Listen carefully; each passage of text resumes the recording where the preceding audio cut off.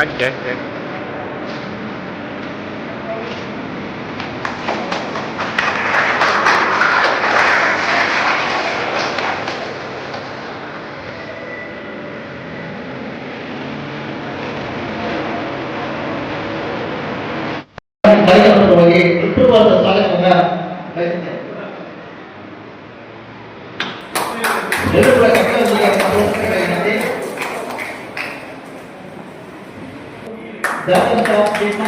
ಇವರಿಗೆ ಕೂಡ ಉತ್ತಮವಾದ ಸ್ವಾಗತವನ್ನ ಕೋರಲಾಗ್ತದೆ. ಹಾಗೆಯೇ ತಂಬೋಡ್ ಇಂಜಿನಿಯರಿಂಗ್ ಎಷ್ಟೊಂದು ಕೂಡ ಆಗಮಿಸುತ್ತಾರೆ. ಅವರಿಗೆ ಕೂಡ ಅಧಿಕವಾಗಿ ಉತ್ತಮವಾದ ಸ್ವಾಗತವನ್ನ ಕೋರಲಾಗ್ತದೆ. ಹಾಗೆ ರೈತ ಮುಖಂಡರಂತಹ ಕೃಷ್ಣಪ್ಪರು ಕೂಡ ಆಗಿದ್ದಾರೆ. ಅವರಿಗೆ ಕೂಡ ಉತ್ಪೂರ್ವವಾದ ಸ್ವಾಗತವನ್ನ ಕೋರಲಾಗ್ತದೆ. ಮತ್ತೊಬ್ಬ ಮುಖ್ಯ ಅತಿಥಿಯಾಗಿದ್ದಂತಹ ಪುಟ್ಟಸ್ವಾಮಣ್ಣನವರು ಜಿಲ್ಲಾ ಸಂಘಟನಾ ಚಿತ್ರಕರು ಚಿಕ್ಕಮಗಳೂರು, ಇವರು ಕೂಡ ಆಗಮಿಸಿದ್ದಾರೆ. ಅವರಿಗೆ ಕೂಡ ಉತ್ಪೂರ್ವವಾದ ಸ್ವಾಗತವನ್ನ ಕೋರಲಾಗ್ತದೆ. ದೇಶವ್ಯಾಪಿ ಕಾರ್ಯ ಮಾನವ ಹಕ್ಕುಗಳಾದ ಅಧ್ಯಕ್ಷರು ತನಿಖೆ ಇವರಿಗೂ ಕೂಡ ಪ್ರತ್ಯಕ್ಷವಾಗಿ ಮತ್ತು ಬಗ್ಗೆ ಉತ್ಪೂರ್ವ ಸ್ವಾಗತವನ್ನ ಕೋರುತ್ತೇವೆ. ಹಾಗೆ ಮತ್ತೊಬ್ಬ ಮುಖ್ಯ ಅತಿಥಿಯಾಗಿರ್ತಕ್ಕಂತಹ ಶ್ರೀಯುತ ಬಸವರಾಜ ಟಿ.ಎಂ. ಗಾಯ ಕಂಡಕ್ಟರ್ ತನಿಖೆ ಅವರಿಗೆ ಕೂಡ ಉತ್ಪೂರ್ವ ಸ್ವಾಗತವನ್ನ ಕೋರಲಾಗ್ತದೆ. ಈ ಒಂದು ಕಾರ್ಯಕ್ರಮಕ್ಕೆ ವಿಶೇಷವಾಗಿ ಮಮತಾ ಮಹಿಳಾ ಸಂಘದ ಮಾಜಿ ಅಧ್ಯಕ್ಷರಾದಂತಹ ಮಂಜುಳಾ ಮೇಡಮ್ ಕೂಡ ಆಗಿದ್ದಾರೆ. ಇವರಿಗೆ ಕೂಡ ಉತ್ಪೂರ್ವವಾದ ಸ್ವಾಗತವನ್ನ ಕೋರುತ್ತೇವೆ.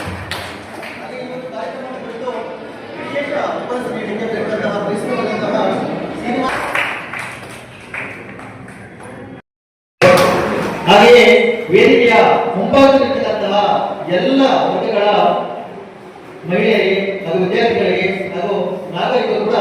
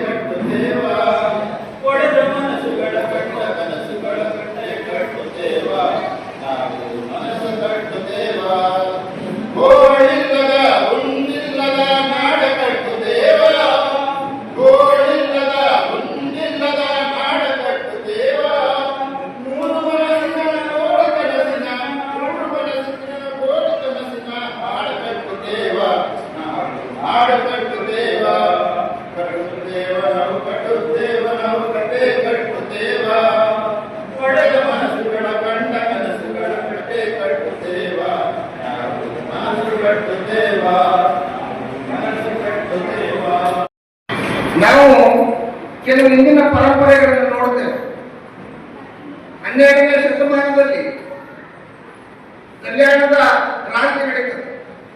ಬಸವಾದಿ ಸಂತರ ಕಾಲಘಟ್ಟದಲ್ಲಿ ಕ್ರಾಂತಿ ಆಗ್ತದೆ. ಯಾಕೆ ಕ್ರಾಂತಿ ಆಗ್ತದೆ? ಕ್ರಾಂತಿ ಅಂದ್ರೆ ಯಾರು ಹೊಡೆದಾಟ ಬಂದರು, ಕ್ರಾಂತಿ ಅಂದ್ರೆ ಬದಲಾವಣೆ.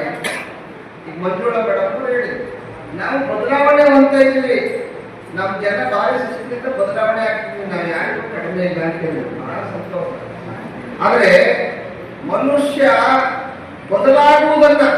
ಬದಲಾವಣೆ ಆಗುವುದನ್ನ ಸಹಿಸದೇ ಇರ್ತಕ್ಕಂಥ ಜನವರ್ಗಗಳು ಈ ದೇಶದಲ್ಲಿದ್ದಾವೆ. ಇಲ್ವಾ? ಅಲ್ಲದೆ ಒಬ್ಬ ರಾಜಸ್ಥಾನದಲ್ಲಿ ಒಬ್ಬ ದಲಿತ ಹುಡುಗ ಮದುವೆ ಆಗಿ ಕುದುರೆ ಮೇಲೆ ಬಂದ ಅಂತೇಳಿ ಅವನಿಗೆ ಬಡದಿದ್ದು.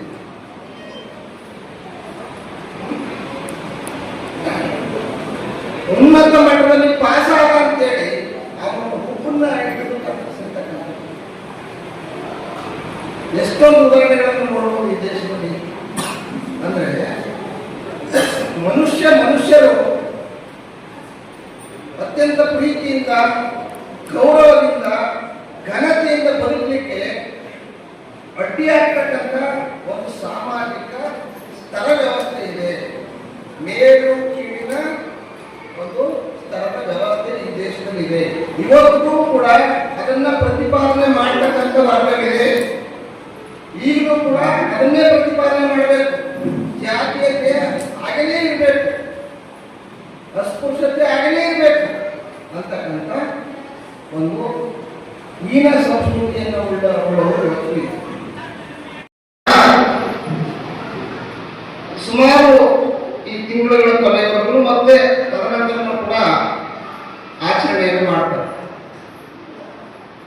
ಕೆಲವರು ಅತ್ಯಂತ ವಿಜೃಂಭಣೆಯಿಂದ ಈ ಗಣೇಶನ ಹಬ್ಬ ಡಿಜೆ ಸೌಂಡ್ ಹಾಕೊಂಡು ಕೊಂಡ್ಕೊಂಡು ತಗೊಂಡು ಹೋಗುವಂತ ಹಬ್ಬಗಳ ರೀತಿಯಲ್ಲೂ ಕೂಡ ಸೌಂಡ್ ಹಾಕಿ ಕುಪ್ಪಳಿಸಿ ಅಂಬೇಡ್ಕರ್ ಜಯಂತಿಯನ್ನು ಮಾಡೋದನ್ನು ನಾವು ನೋಡಿದ್ದೇವೆ. ಜೊತೆಗೆ ಒಂದಷ್ಟು ಮಂದಿ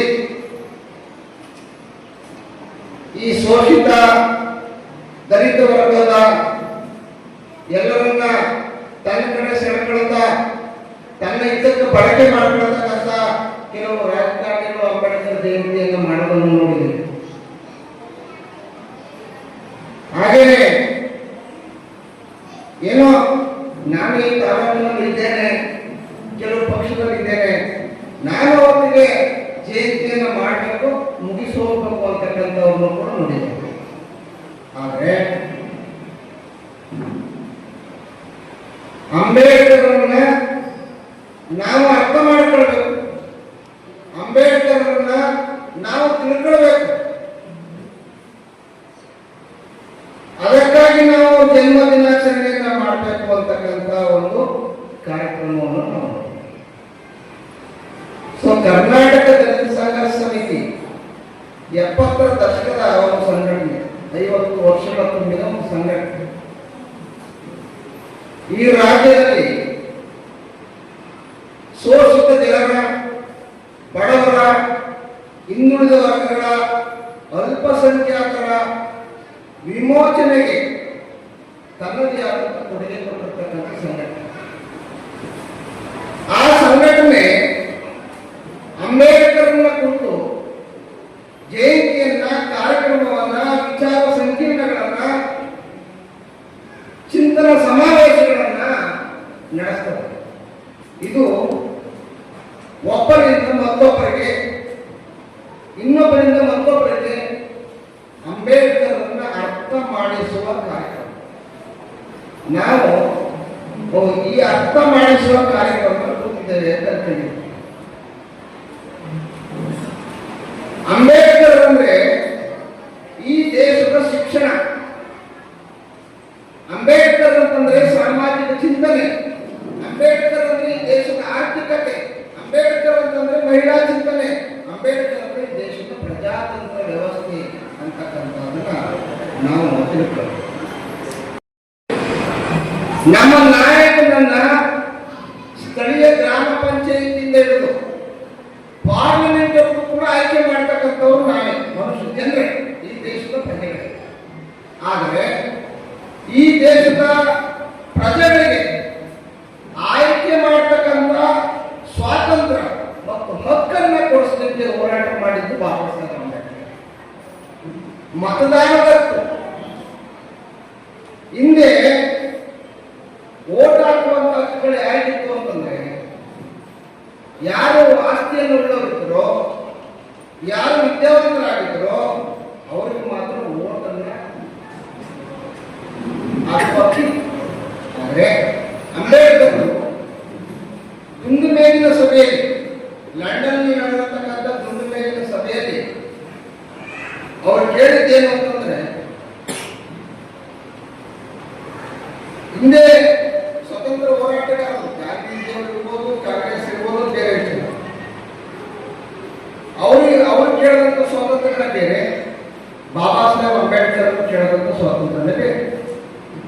ಅಂಬೇಡ್ಕರ್ ಕೇಳಿದಂಥ ಸ್ವಾತಂತ್ರ್ಯ ಈ ದೇಶದ ದಮನಿತರು, ಈ ದೇಶದ ಶೋಷಿತರು, ಈ ದೇಶದ ಹಿಂದುಳಿದ ವರ್ಗದವರು, ಈ ದೇಶದ ಅಲ್ಪಸಂಖ್ಯಾತರು, ಈ ದೇಶದ ಸಮಸ್ತ ದುಡಿಯುವ ವರ್ಗ ಅವರಿಗೆ ಸಮಾನವಾದಂಥ ಹಕ್ಕುಗಳು, ಸಮಾನತೆ, ಸಹಬಾಳ್ವೆ ಇವು ದೊರಕಬೇಕಾದಾಗ ಮಾತ್ರ ಈ ದೇಶದ ಸ್ವಾತಂತ್ರ್ಯಕ್ಕೆ ಅರ್ಥ ಇದೆ ಅಂತ ಕೇಳಿದೆ.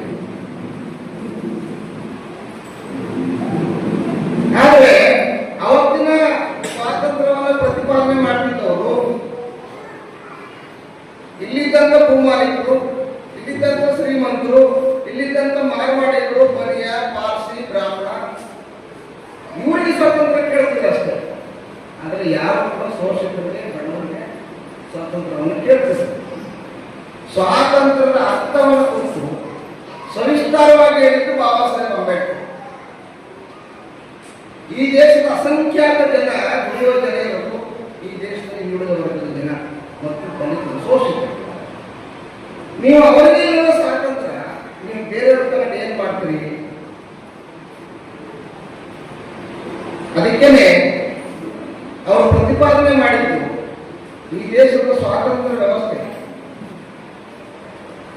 ಈ ದೇಶದಲ್ಲಿ ಅಸಂಖ್ಯಾತ ಜನರಿಗೆ ಅಂದ್ರೆ ದುಡಿಯುವ ಜನರಿಗೆ ಶೋಷಿತರಿಗೆ ನಡೀತಕ್ಕಂಥ ಜಾತಿಯ ತಾರತಮ್ಯ, ದಬ್ಬಾಳಿಕೆಗಳು, ಮನುಷ್ಯನನ್ನಾಗಿ ಕಾಣದೇ ಇರ್ತಕ್ಕಂಥ ಒಂದು ಪೈಸಾಚಿಕ ಕೃತ್ಯಗಳಿದೆಯಲ್ಲ, ಇದು ಈ ದೇಶದಲ್ಲಿ ಹೋಗ್ಬೇಕು.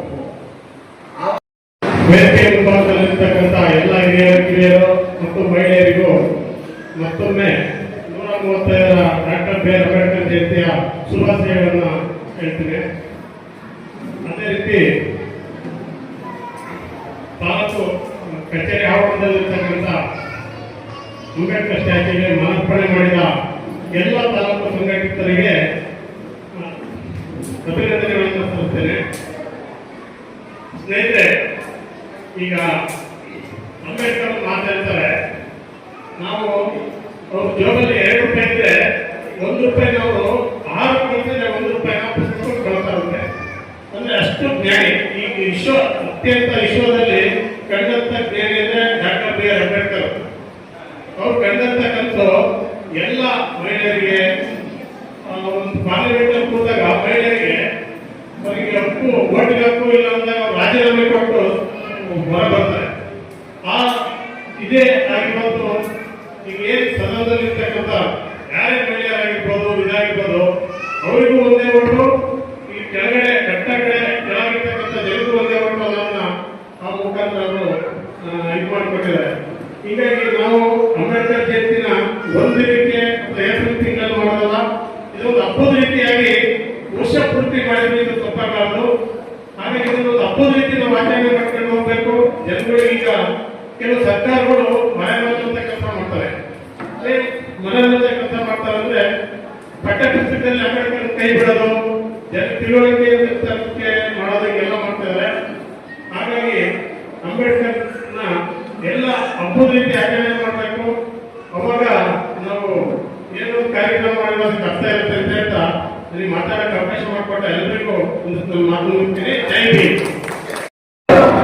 ಬಾಬಾ ಸಾಹೇಬ್ ಅಂಬೇಡ್ಕರ್ ಅವರ 135ನೇ ವರ್ಷದ ಜಯಂತ್ಯೋತ್ಸವ ಕಾರ್ಯಕ್ರಮ ಆಚರಿಸುತ್ತಾರೆ. ಹಾಗೆ ಈ ಒಂದು ಕಾರ್ಯಕ್ರಮಕ್ಕೆ ಅಧ್ಯಕ್ಷತೆ ಸ್ಥಾನ ವಹಿಸಿರುವಂತಹ ಜಿಲ್ಲಾ ಸಂಘಟನಾ ಸಂಚಾಲಕರಾದಂತಹ ಶಿವಲಿಂಗಪ್ಪನವರೇ ಹಾಗೂ ರಾಜ್ಯ ಸಂಘಟನಾ ಸಂಚಾಲಕರಾದಂತಹ ಶ್ರೀನಿವಾಸ್ ಕಂದಗಾರವರೇ, ಅದೇ ರೀತಿ ನಮ್ಮ ಒಂದು ಸ್ನೋಬೋರ್ಡ್ ಇಂಜಿನಿಯರ್ ಹಾಸನ ವಿಭಾಗದಿಂದ ಬಂದಿರುವಂತಹ ಯಶವಂತರವರೇ, ಜಿಲ್ಲಾ ಸಂಚಾಲಕರು ಆದಂತಹ ವಿಪಕ್ಷರವರೇ ಹಾಗೂ ರೈತರ ಮುಖಂಡರಾದಂತಹ ಕೃಷ್ಣಪ್ಪರವರೇ ಹಾಗೂ ಕಾನೂನು ಸಲಹೆಗಾರರಾದಂತಹ ನಮ್ಮ ಚಂದ್ರಪ್ಪ ಕೆಆರ್ ಬಂದಿರುವಂತಹ ಎಲ್ಲ ನನ್ನ ನೆಚ್ಚಿನ ಅಕ್ಕ ತಂಗಿಯರಿಗೆ ಹಾಗೂ ಅಣ್ಣ ತಮ್ಮಂದಿರವರಿಗೆ ಕೂಡ ಈ ಒಂದು ಕಾರ್ಯಕ್ರಮಕ್ಕೆ ಸ್ವಾಗತಿಸುತ್ತಾ, ಏನು ಈ ಒಂದು 135ನೇ ಅಂಬೇಡ್ಕರ್ ಅವರ ಜನ್ಮ ದಿನಾಚರಣೆಯನ್ನು ಈ ಕಾರ್ಯಕ್ರಮವನ್ನು ಆಯೋಜಿಸುತ್ತಿದ್ದಾರೆ. ನಮ್ಮ ವಸಂತ್ ಕುಮಾರ್ ಅವರು ತಾಲೂಕು ಅಧ್ಯಕ್ಷರು, ಇವರಿಗೆ ನಮ್ಮ ಸಂಘದ ವತಿಯಿಂದ ಅವರಿಗೂ ಕೂಡ ಹೃತ್ಪೂರ್ವಕವಾಗಿ ಅವರಿಗೆ ಅಭಿನಂದನೆಗಳನ್ನ ಸಲ್ಲಿಸ್ತೇನೆ.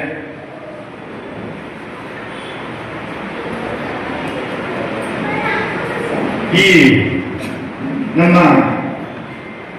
ಡಾಕ್ಟರ್ ಬಿ ಆರ್ ಅಂಬೇಡ್ಕರ್ ಅವರು ಎಷ್ಟು ಹೋರಾಟ ಮಾಡಿದ್ದಾರೆ, ಎಲ್ಲರಿಗೂ ಕೂಡ ಒಂದು ಸಮಾನತೆ ಹಕ್ಕುಗಳನ್ನ ಒಂದು ಪ್ರತಿಪಾದಿಸಿದಂತ ಮಹಾನ್ ವ್ಯಕ್ತಿ ಅವರು. ಡಾಕ್ಟರ್ ಬಿ ಆರ್ ಅಂಬೇಡ್ಕರ್ ಅವರು ಒಂದು ಚಿಕ್ಕನಿಂದಲೇ ಒಂದು ಕಡು ಬಡತನದಿಂದ ಅವರು ಬೆಳೆದು ಅವರು ಒಂದು ಉತ್ತಮ ಸಾಧನೆ ಮಾಡಿ ಎಲ್ಲರೂ ಕೂಡ ಒಂದು ಸಮಾನತೆ, ಸಮಾಜದಲ್ಲಿ ಒಂದು ಘನತೆ ಗೌರವವನ್ನು ಎತ್ತಿ ಹಿಡಿದು ಎಲ್ಲರೂ ಕೂಡ ಜೊತೆ ಸಮಬಾಳ್ವೆಯನ್ನ ಬಾಳಬೇಕು ಅಂತ ಒಂದು ಶಿಕ್ಷಣದ ಮುಖಾಂತರ ಅವರು ಎಲ್ಲರಿಗೂ ಕೂಡ ಒಂದು ಪ್ರೇರಣೆಯಾಗಿರುವಂತಹ ಮಹಾನ್ ವ್ಯಕ್ತಿ. ಇಂತಹ ವ್ಯಕ್ತಿ ನಮ್ಮ ಭಾರತದಲ್ಲಿ ನಮಗೆಲ್ಲರಿಗೂ ಕೂಡ ಒಂದು ಸಿಕ್ಕಿರೋದು ಅವರು ನಮ್ಮ ಅದೃಷ್ಟ ಅಂತ ಹೇಳ್ಬೋದು. ಅವರ ಪ್ರೇರಣೆ ಮುಖಾಂತರ ನಾವೆಲ್ಲರೂ ಕೂಡ ಒಂದು ಅವರ ಒಂದು ಕಾರ್ಯ, ಅವರ ಒಂದು ಚಟುವಟಿಕೆಗಳನ್ನ, ಅವರ ಒಂದು ಹೇಳಿಕೆಗಳನ್ನ ನಾವು ಕೂಡ ಮೈಗೂಡಿಸ್ಕೋಬೇಕಂತ ಇದು ಮಾಡ್ಕಂತ, ಅದೇ ರೀತಿ ಏನು ವೇದಿಕೆ ಮೇಲೆ ಬಂದಂತ ಮಹನೀಯರು ಇನ್ನೂ ಮಾತಾಡೋದು ತುಂಬಾನೇ ಇದೆ, ಅವರು ಕೂಡ ಮಾತಾಡೋಕ್ಕೆ ಅವಕಾಶ ಮಾಡಿಕೊಡ್ಬೇಕು. ಹಾಗಾಗಿ ನನಗೆ ಈ ಅವಕಾಶ ಮಾಡಿಕೊಟ್ಟಂತ ಎಲ್ಲರಿಗೂ ಕೂಡ ಧನ್ಯವಾದಗಳನ್ನ ಸಲ್ಲಿಸ್ತಾರೆ.